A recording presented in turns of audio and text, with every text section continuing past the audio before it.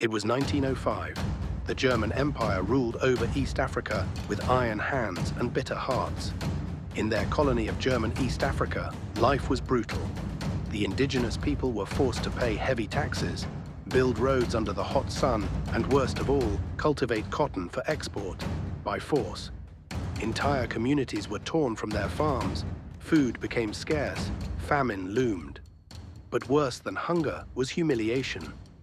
Men who once stood proud in their clans now bowed before white men with whips, until a stranger came from the south. His name was Kushite, a spiritual leader, a prophet, maybe even a madman.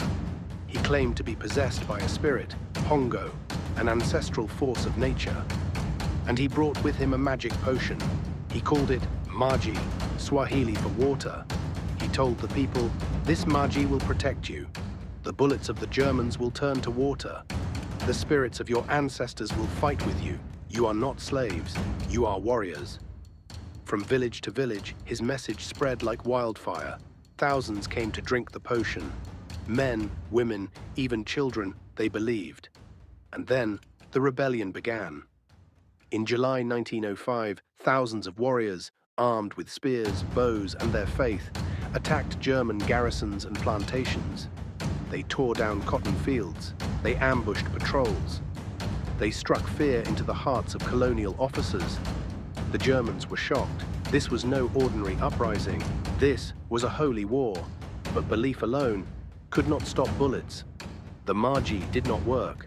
When German guns fired, the bullets did not turn to water. Still, the warriors kept charging. Even as their brothers fell, they kept going. It was not just about freedom anymore. It was about honor, dignity, and revenge.